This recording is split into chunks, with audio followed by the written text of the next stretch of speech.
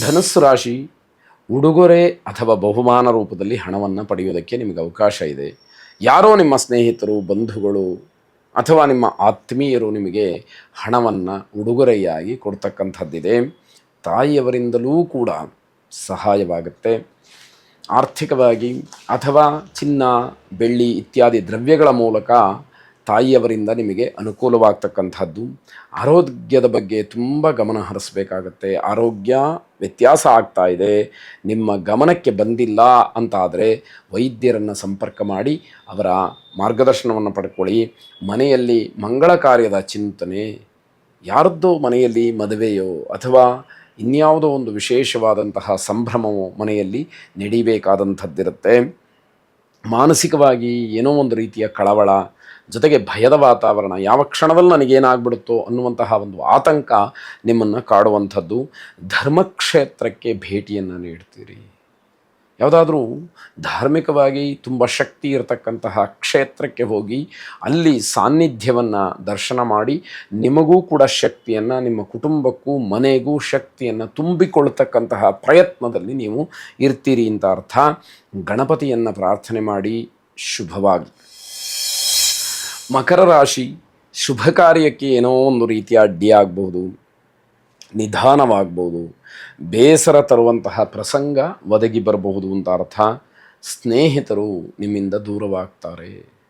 ಅಂದರೆ ನಿಮ್ಮ ನಡವಳಿಕೆಗೆ ಬೇಸತ್ತು ನಿಮ್ಮಿಂದ ಸ್ನೇಹಿತರು ಅಂತರವನ್ನು ಕಾಪಾಡಿಕೊಳ್ತಾರೆ ಅಂತ ಹೇಳಿ ಅರ್ಥ ಮಾಡ್ಕೊಳ್ಳಿ.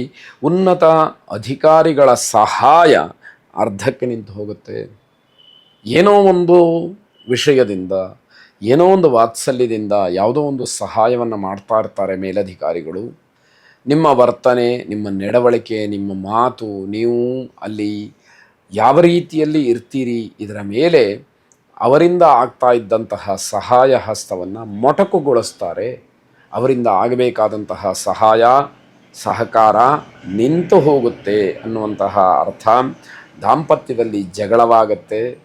ನಿಮ್ಮ ಮಾತೇ ನಡಿಬೇಕು ಅಂತಕ್ಕಂತಹ ಒರಟುತನದ ವಿಚಾರಕ್ಕೆ ಮನೆಯಲ್ಲಿ ಅವಕಾಶಗಳು ಇರೋದಿಲ್ಲ. ಆಸ್ತಿ ವಿಚಾರದಲ್ಲಿ ನಿಮಗೆ ಮುನ್ನಡೆಯಾಗ್ತಕ್ಕಂಥದ್ದಿದೆ. ಕುಟುಂಬದಲ್ಲಿ ಯಾರೂ ಕೂಡ ನಿಮಗೆ ಸಹಕಾರವನ್ನು ತೋರಿಸೋದೇ ಇಲ್ಲ. ಆ ರೀತಿಯ ಅಸಹಕಾರದಿಂದ ನಿಮಗೆ ಬಹಳ ಬೇಸರವಾಗ್ತಕ್ಕಂಥದ್ದಿದೆ. ಲಕ್ಷ್ಮೀನಾರಾಯಣ ಹೃದಯ ಸ್ತೋತ್ರವನ್ನು ಶ್ರವಣ ಮಾಡಿ. ಶುಭವಾಗಿ.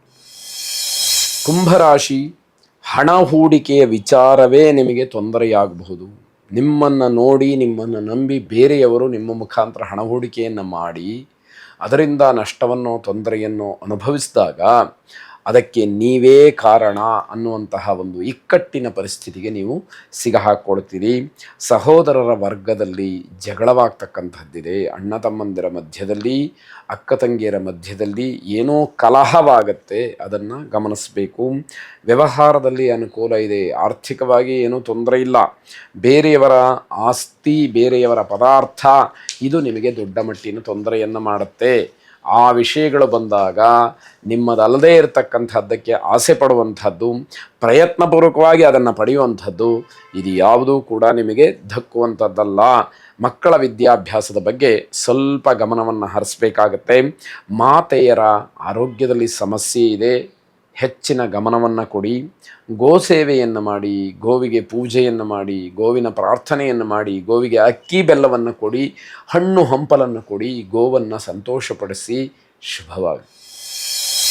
ಕೊನೆಯದಾಗಿ ಮೀನರಾಶಿ, ಉದ್ಯೋಗದ ಸ್ಥಳದಲ್ಲಿ ಸ್ವಲ್ಪ ಮಟ್ಟಿಗೆ ಸಮಸ್ಯೆ ಆಗೋದಕ್ಕೆ ಅವಕಾಶಗಳಿರುತ್ತೆ.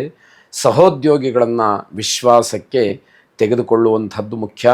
ಸಾಕು ಪ್ರಾಣಿಗಳಿಂದ ಎಚ್ಚರಿಕೆಯನ್ನು ವಹಿಸಬೇಕು. ಸಾಕು ಪ್ರಾಣಿಗಳು ಇಷ್ಟು ದಿವಸ ನಮ್ಮ ಜೊತೆಯಲ್ಲೇ ಇತ್ತು, ನಮಗೇನು ಮಾಡಿಲ್ಲ, ಈ ರೀತಿ ಕೆಲವರು ತಾರ್ಕಿಕವಾಗಿ ಪ್ರಶ್ನೆಯನ್ನು ಮಾಡ್ತಾರೆ. ಆ ರೀತಿ ಪ್ರಶ್ನೆ ಅಲ್ಲ. ನಿಮ್ಮ ಗ್ರಹಗತಿ ಕೆಟ್ಟಾಗ ಒಂದು ಸಣ್ಣ ಕಡ್ಡಿಯಿಂದ, ಒಂದು ಸಣ್ಣ ಹುಲ್ಲಿನಿಂದ ನಿಮಗೆ ಏನಾದರೂ ಸಮಸ್ಯೆಗಳು ಆಗಬಹುದು ಅನ್ನುವಂಥದ್ದನ್ನು ಅರಿಯಬೇಕಾಗುತ್ತೆ. ಯಾವುದೇ ನಿರ್ಧಾರ ಮಾಡೋದಕ್ಕೂ ಮುಂಚಿತವಾಗಿ ಆಲೋಚನೆಯನ್ನು ಮಾಡಿ. ಆಗ ಮಾತ್ರ ಅದು ನಿಮಗೆ ಸಮರ್ಪಕವಾಗಿ ಆಗುವಂಥದ್ದಾಗುತ್ತೆ. ಮನೆಯ ವಾತಾವರಣ ಅಷ್ಟೊಂದು ಚೆನ್ನಾಗಿರೋದಿಲ್ಲ. ಮನೆಯ ವಾತಾವರಣವನ್ನು ಗಮನಿಸ್ಕೊಳ್ಬೇಕಾಗುತ್ತೆ.